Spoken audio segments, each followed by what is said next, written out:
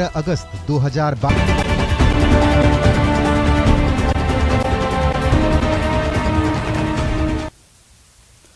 नमस्कार, स्वागत है आपका। मैं हूं आपके साथ सुमित गुप्ता। आप देख रहे हैं 20 मिनट में 20 खबर। हम अगले 20 मिनट में आपको 20 अहम खबरों से रूबरू करवाने वाले हैं। तो चलिए शुरू करते हैं 20 मिनट में 20 खबरों का सिलसिला। जापान के पूर्व प्रधानमंत्री शिंजो आबे का स्टेट फ्यूनरल कार्यक्रम टोक्यो के निप्पॉन बुडोकन कम्युनिटी सेंटर में किया गया, जहां मोदी समेत 700 से ज्यादा वर्ल्ड लीडर ने उन्हें श्रद्धांजलि दी। इस दौरान जापान की रॉयल फैमिली भी मौजूद रही। क्राउन प्रिंस अकीशिनो, उनकी पत्नी क्राउन प्रिंसेस कीको और शाही परिवार के अन्य सदस्यों ने आबे को श्रद्धांजलि दी। इसके बाद नेशनल एंथम हुआ और आबे को 19 तोपों की सलामी दी गई। आबे की याद में 2 मिनट का मौन भी रखा गया। आबे की 8 जुलाई को गोली मारकर हत्या कर दी गई थी। इसके बाद पारिवारिक तौर पर शिंजो का अंतिम संस्कार 15 जुलाई को कर दिया गया था। लिहाजा आज जो स्टेट फ्यूनरल हुआ वो प्रतीकात्मक था। निप्पॉन बुडोकन में आबे की अस्थियों का कलश और फोटो रखी गई। द्वितीय विश्व युद्ध के बाद जापान में दूसरी बार किसी प्रधानमंत्री का स्टेट फ्यूनरल हो रहा है। इससे पहले 1967 में शिगेरू येशुदा के लिए स्टेट फ्यूनरल किया गया था। घर का चूल्हा चौका सब बीते जमाने की बात है। अब तो इन हाथों में देश की सुरक्षा की बागडोर है। जमीन से लेकर आसमान तक भारतीय महिलाएं दुश्मनों को टक्कर देने के लिए तैयार हैं। फ्लाइट लेफ्टिनेंट तेजस्वी और श्रेय वाजपेयी समेत तमाम जांबाज पायलट ने असम के तेजपुर में चीन के समीप अग्रिम चौकियों पर Su-30 लड़ाकू विमान का संचालन किया और अपने हौसलों को नई उड़ान दी। उन्होंने साबित कर दिया है कि वो हर मुश्किल को मात देने में सक्षम हैं। तेजस्वी देश की एकमात्र महिला पायलट हैं जो Su-30 विमानों की हथियार प्रणाली का संचालन करने में दक्ष हैं। इस मौके पर उन्होंने कहा कि देश के पूर्वी क्षेत्र में हमारे जांबाज पायलट किसी भी हरकत का जवाब देने के लिए तैयार हैं। फ्लाइट लेफ्टिनेंट श्रेय वाजपेयी ने कहा कि वायुसेना असम समेत देश के कई हिस्सों में ऐसी अभ्यास उड़ानों का संचालन कर रही है। बता दें कि Su-30 यानी सुखोई लड़ाकू विमानों को तेजपुर में तैनात किया गया है। चीन से बढ़ते सीमा विवाद के बीच इन विमानों को नए हथियारों और इलेक्ट्रॉनिक वार प्रणालियों से लैस करते हुए और घातक बना दिया गया है, जिन्हें चलाने का प्रशिक्षण लेडी पायलटों को भी दिया जा रहा है। असम के गुवाहाटी में भारतीय वायुसेना की सूर्य किरण एरोबेटिक टीम ने अपनी कलाबाजियों और हैरत अंगेज करतब से शहरवासियों का दिल जीत लिया। आजादी का अमृत महोत्सव समारोह के तहत गुवाहाटी में इस खास कार्यक्रम का आयोजन किया गया, जिसमें करीब 2.5 घंटे तक तेजपुर एयरफोर्स स्टेशन के जवानों ने एक से एक कलाबाजियां दिखाई। वायुवीरों ने गुवाहाटी के आसमान को इंद्रधनुषी रंगों से रंग दिया। IAF की सूर्य किरण एरोबेटिक टीम का गठन 1996 में किया गया था और यह वायुसेना के 52वें स्क्वाड्रन का एक हिस्सा है। ये कार्यक्रम गुवाहाटी के लचित घाट पर हुआ। सूर्य किरण टीम को लोकप्रिय रूप से भारतीय वायुसेना के राजदूत के रूप में जाना जाता है। इसे दुनिया के गिने चुने 9 एयरक्राफ्ट फॉर्मेशन एरोबेटिक्स टीमों में से एक होने का गौरव भी प्राप्त है। इस शो के कारण घाट पर फेरी की सेवा 2.5 घंटे तक स्थगित रही। हरदा में मंचलों के हौसले इस कदर बुलंद हैं कि सरेराह न सिर्फ लड़कियों से छेड़छाड़ की जा रही है, सड़क पर दिन दहाड़े मंचले मारपीट तक कर रहे हैं। स्कूली छात्रा से छेड़छाड़ और मारपीट का ऐसा ही एक मामला हंडिया तहसील में सामने आया है। यहाँ बदमाश ने स्कूली छात्रा का रास्ता रोक सरेआम छेड़छाड़ की। इतना ही नहीं, बेखौफ आरोपी ने छात्रा पर थप्पड़ भी बरसाए। इस दौरान आरोपी का साथी वीडियो बनाता रहा। ये वीडियो सोशल मीडिया पर वायरल हो रहा है, जिसमें देखा जा सकता है कि बड़ी संख्या में स्कूली छात्र छात्राएं सड़क से गुजर रहे हैं। आरोपी और इसका साथी रोड के किनारे खड़े छात्रा का इंतजार कर रहे हैं। छात्रा जैसे ही आती है, आरोपी उसका रास्ता रोक लेता है। छात्रा जाने की कोशिश करती है, लेकिन आरोपी रास्ता रोककर खड़ा रहता है। इस दौरान आरोपी छात्रा की पिटाई भी करता है।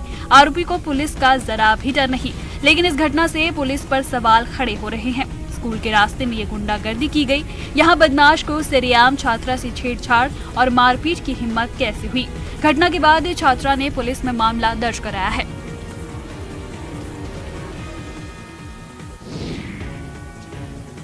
गुना के मधुसूदनगढ़ इलाके में फसल काटने को लेकर 2 पक्षों में जमकर विवाद हो गया।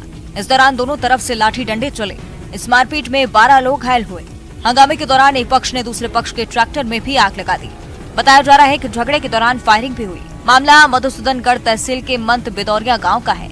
यहाँ 5 से 6 बीघा जमीन पर 2 समाजों के लोग अपना हक जताते हैं और इसी जमीन को लेकर लंबे समय से विवाद चल रहा है। इस दौरान एक पक्ष जमीन पर लगी फसल को काटने के लिए पहुंचा था, जिसके बाद दूसरे पक्ष के लोग भी वहां पर पहुंच गए। इसके बाद दोनों पक्षों में जमकर मारपीट हुई। मामले की जानकारी मिलने पर पुलिस मौके पर पहुंची, दोनों पक्षों को समझाकर मामला शांत कराया, लेकिन पुलिस के जाने के बाद दोनों पक्ष फिर भिड़ गए और मारपीट करने लगे। पुलिस ने मामला दर्ज कर लिया है। एसपी ने मामले में कार्रवाई की बात कही है।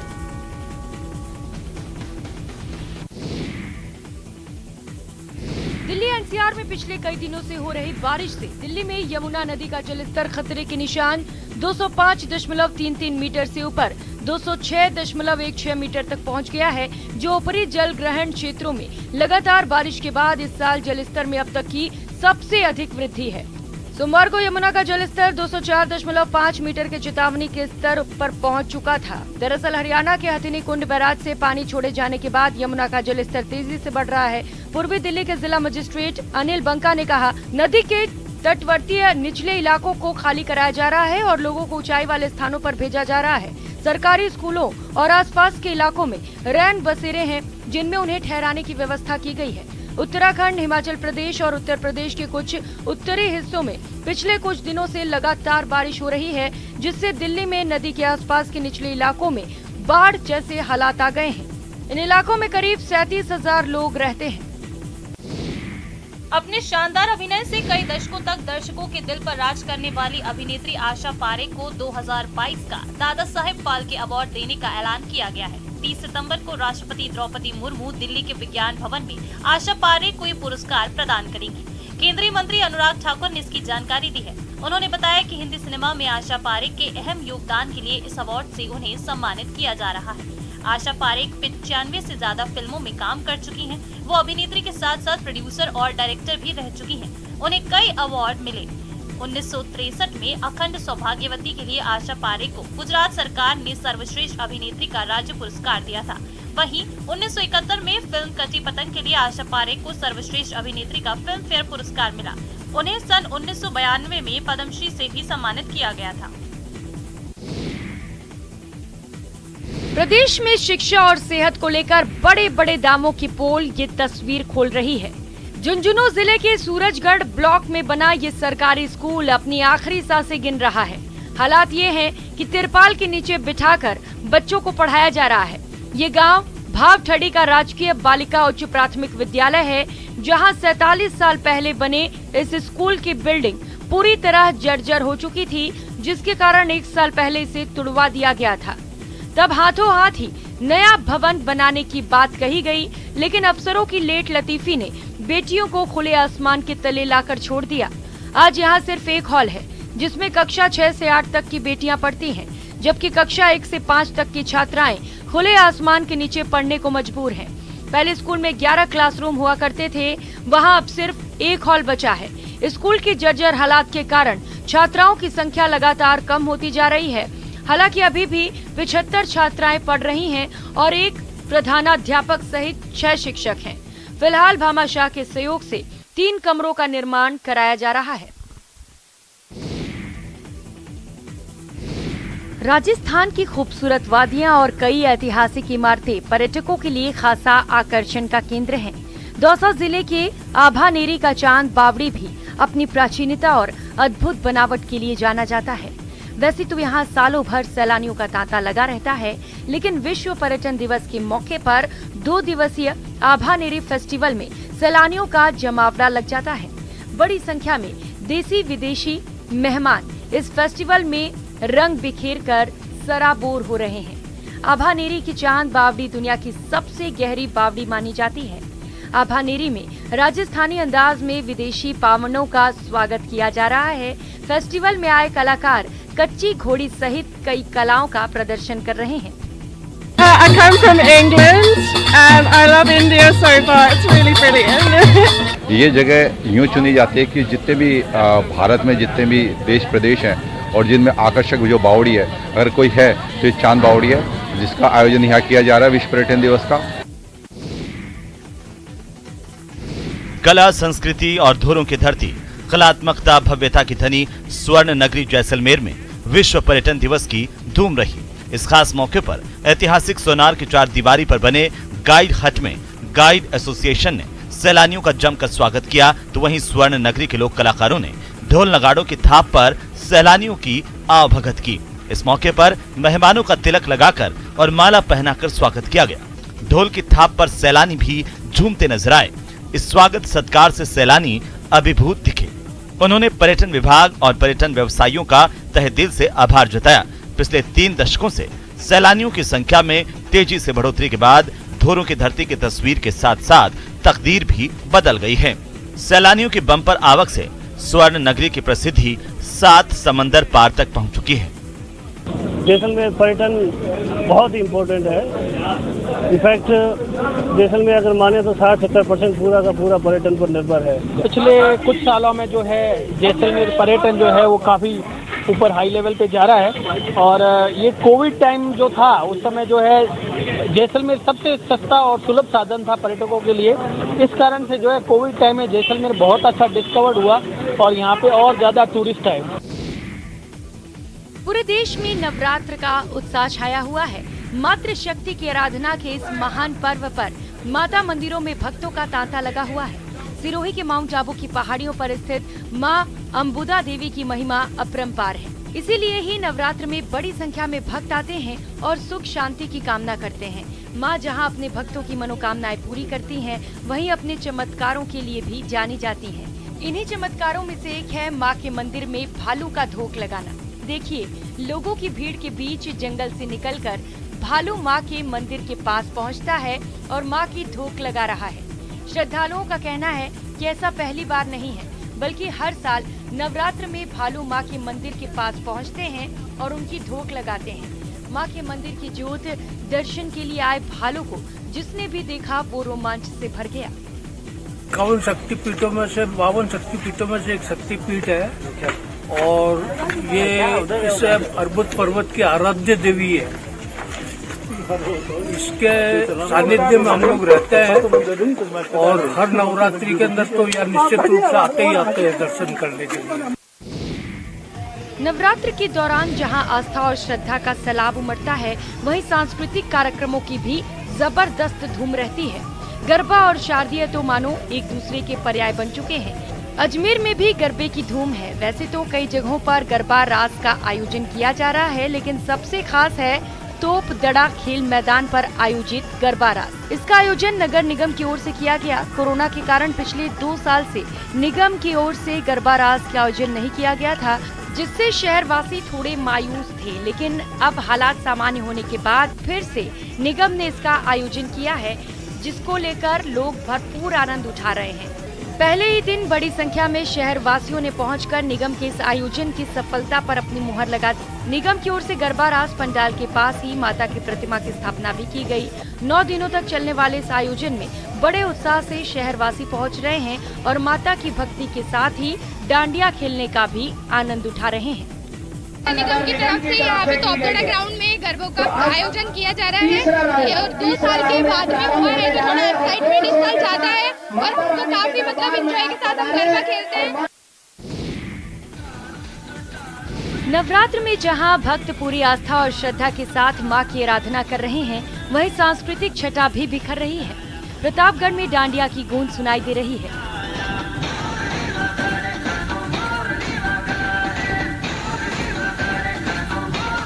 शहर के 20 से ज्यादा स्थानों पर सजाए गए गरबा पंडालों में लोग देर रात तक डांडिया खेलते नजर आ रहे हैं। रंग बिरंगी रोशनी में युवक युवतियां एक साथ भक्ति गीतों पर डांडिया नृत्य कर रहे हैं, तो माहौल पूरी तरह भक्तिमय हो रहा है। शहर के खैरादी मोहल्ला में रंगलो कल्चर ग्रुप, एरियापति रोड पर नव शक्ति गरबा पैनल, भाटपुरा में भाटपुरा गरबा मंडल की ओर से सजाए गए पंडालों में श्रद्धालुओं की देर रात तक भीड़ उमड़ रही है।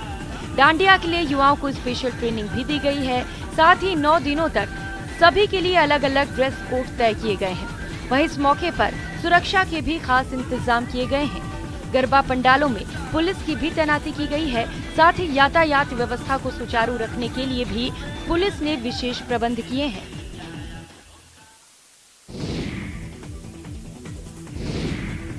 शक्ति की आराधना का पर्व नवरात्र शुरू हो चुका है। माता के भक्त उपासना कर रहे हैं, विशेष अनुष्ठान किए जा रहे हैं, मां के दरबार सजाए जा रहे हैं। कोरोना महामारी का बंधन टूटने के बाद ये पहला मौका है जब लोग खुलकर नवरात्रि मना रहे हैं। पश्चिम बंगाल में दुर्गा पूजा के त्योहार के समय अलग अलग थीम पर आधारित पंडाल चर्चा में रहते हैं। इस बार भी कोलकाता के नौपारा दादा भाई संघ पूजा समिति ने अनूठी थीम वाला दुर्गा पंडाल तैयार किया है। परिचय थीम से तैयार इस पंडाल में सेक्स वर्कर्स के जीवन को दर्शाया गया है कि वे किस तरह से समाज में रहती हैं और समाज उन्हें किस नजर से देखता है। इस थीम से दुर्गा पूजा के आयोजनकर्ता इन सेक्स वर्कर्स की समाज में सहभागिता बढ़ाने और उन्हें वो सम्मान देने की कोशिश कर रहे हैं जिनके वो हकदार हैं। पूरे देश में नवरात्र में आस्था के साथ मां की पूजा हो रही है। हिमाचल प्रदेश में भी नवरात्र की धूम देखने को मिल रही है। मनाली के हिडिंबा माता मंदिर सहित दुर्गा माता मंदिर, भेखली माता मंदिर, वैष्णो माता मंदिर में माता के दर्शन के लिए श्रद्धालुओं का तांता लगा हुआ है। श्रद्धालु दूर दूर से आकर माता के दरबार में शीश झुका रहे हैं। इस दौरान देवी हिडिंबा के मंदिर के पास डूंगरी गांव के जायरू से पवित्र जल लाकर महाकालेश्वर मंदिर में कलश स्थापना भी हुई। हिडिंबा मंदिर से मनाली बाजार के मॉल रोड होते हुए दुर्गा मंदिर से कलश यात्रा महाकालेश्वर मंदिर पहुंची। ढोल नगाड़ों की धुन पर निकली इस शोभा यात्रा में महिलाएं खूब थिरकी। मनाली शहर में अखंड ज्योति मां दुर्गा पूजन समिति की ओर से हर वर्ष की तरह इस वर्ष भी दुर्गा पूजा का आयोजन किया जा रहा है। 4 अक्टूबर तक प्रतिदिन नियमित पूजा अर्चना की जाएगी। 3 अक्टूबर को सुबह 10 बजे विशेष पूजन होगा, जबकि 5 अक्टूबर को शोभा यात्रा के साथ मूर्ति का विधिवत विसर्जन किया जाएगा। नवरात्र के साथ ही रामलीलाओं का दौर शुरू हो चुका है, लेकिन कुमाऊं के प्रवेश द्वार हल्द्वानी में एक रामलीला बेहद खास है। हल्द्वानी की रामलीला अपनी टाइमिंग और मंचन की स्टाइल के कारण बिल्कुल अलग है, क्योंकि ना तो इस रामलीला के मंचन के लिए मंच सजाया जाता है और ना ही ये रात में होती है। तकरीबन 130 साल पुरानी ये रामलीला शाम 4 बजे से ही शुरू हो जाती है। बिना मंच के होने वाली इस रामलीला में किरदार निभाने वाले लोग भी बेहद खास हैं, क्योंकि ये कोई प्रोफेशनल कलाकार नहीं बल्कि दिल से जुड़े कलाकार हैं। खास बात यह है कि हल्द्वानी के जिस रामलीला मैदान में ये दिन की रामलीला होती है, यहीं पर रात की रामलीला का भी मंचन होता है, लेकिन दोनों में बड़ा अंतर है। दिन की रामलीला जहां व्यास गद्दी से संचालित होती है, वहीं रात की रामलीला की कमान निर्देशक के हाथ होती है। नवरात्र के दौरान अयोध्या में रामलीला का भव्य आयोजन किया गया। पहले दिन नारद मोह और रावण के अत्याचार से कांप रही धरती के दृश्यों को सजीवता से दिखाया गया। रावण के किरदार में मशहूर फिल्म अभिनेता शाहबाज खान नजर आए, वहीं नारद की भूमिका में गूफी पेंटल नजर आए। फिल्मी सितारों की रामलीला में रोज फिल्मी हस्तियों का मंचन नजर आता है। अयोध्या की रामलीला का समापन दशहरे के दिन 5 अक्टूबर को होगा।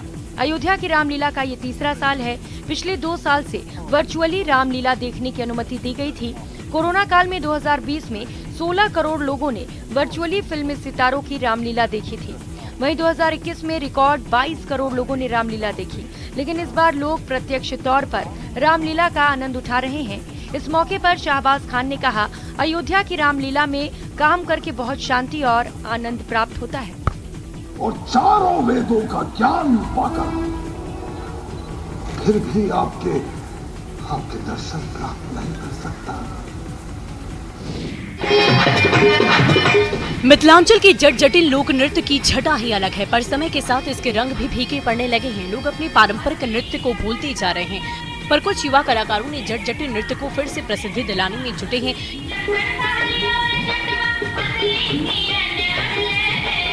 ये तस्वीरें मधुबनी की है। मंच पर युवा कलाकारों की ये टोली दुर्गा पूजा के दौरान अलग अलग मंचों पर मिथिला के प्रसिद्ध लोक नृत्य जट जटिन की धमाकेदार प्रस्तुति देने की तैयारी में जुटे हैं। इन कलाकारों का ये प्रयास है कि मिथिला के इस प्रसिद्ध नृत्य शैली को अधिक से अधिक मंचों पर जगह मिले, ताकि नई पीढ़ी को अपनी विरासत से जोड़ सके। कलाकारों का कहना है कि करीब 2 दशक पहले मिथिला के गांव-गांव में जट जटिन नृत्य की धूम हुआ करती थी। ग्रामीण परिवेश में पति पत्नी के बीच भी मीठी नोक-झोंक को नृत्य और गीत के जरिए प्रस्तुत करने की ये शैली लोगों को काफी पसंद आती थी, लेकिन बीते कुछ सालों में मिथिला की ये प्रसिद्ध लोक कला विलुप्त होने लगी है। हालांकि कुछ युवा कलाकारों ने इस नृत्य शैली को नई पीढ़ी तक पहुंचाने की मुहिम शुरू की है।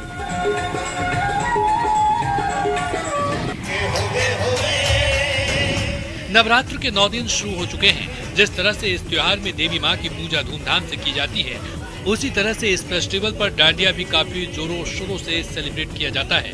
नवरात्र के त्योहार को लोग डांडिया खेलकर और भी स्पेशल बना देते हैं। इस साल गुजरात में नवरात्रि के दौरान गरबा को लेकर और ज्यादा उत्साह देखने को मिल रहा है, क्योंकि कोरोना के 2 साल बाद यहाँ के लोगों का उत्साह दोगुना है। बड़ोदरा की तस्वीर आप देख रहे हैं, जिनमें लोग गरबा का आनंद ले रहे हैं। दरअसल गुजरात के बड़ोदरा से एक वीडियो सामने आया है, जिसमें पुरुष और महिलाएं पारंपरिक पोशाक में गरबा करते हुए दिखाई दे रहे हैं और मन को मोह लेने वाला म्यूजिक भी सुनाई दे रहा है। ये वीडियो काफी वायरल हो रहा है और लोगों को पसंद भी आ रहा है। वडोदरा में 9 रातों में लोक गीतों के लाइव गायकों के साथ गरबा करते हैं। यहाँ पर पारंपरिक डांस नाइट्स होती है, जहाँ पर बड़े गायक भी लाइव परफॉर्म करते हैं। नवरात्रि के समय बड़ोदरा में अलग ही चमक दिखाई देती है। नवरात्र में आस्था के कई अलग अलग रंग देखने को मिल रहे हैं। बिहार की राजधानी पटना में मां का एक अनोखा भक्त है, जिसने अपने सीने पर 21 कलशों की स्थापना करवाई है। इन 21 कलशों का वजन करीब 50 किलो है। पटना के पुनाईचक स्थित नौलखा मंदिर में पिछले 26 साल से माता के भक्त नागेश्वर बाबा शारदीय नवरात्र में 9 दिनों तक अपने सीने पर कलश रखकर माता की आराधना में जुट जाते हैं। इस साल भी नागेश्वर बाबा ने नवरात्र के पहले दिन अपने सीने पर विधिवत रूप से 21 कलश रखे। महानवमी को हवन के साथ ही नवरात्र संपन्न होगा। तब तक भक्त नागेश्वर इसी अवस्था में रहेंगे। भक्त नागेश्वर बाबा बताते हैं कि 36 साल की उम्र से लगातार सीने पर कलश रखकर माता की आराधना करते आ रहे हैं। शुरू में 1 कलश रखकर आराधना शुरू की थी, बाद में कलश की संख्या बढ़ती गई। आज 21 कलश सीने पर रखकर आराधना कर रहे हैं। उन्होंने कहा कि माता का आशीर्वाद है कि उन्हें कभी भी ना भूख लगी ना प्यास लगी। वो 2 दिन पहले से ही खाना पीना बंद कर चुके हैं। वो दशमी तक माता की आराधना करेंगे और एकादशी को भोजन ग्रहण करेंगे। फिलहाल इतना ही, दीजिए इजाजत, नमस्कार।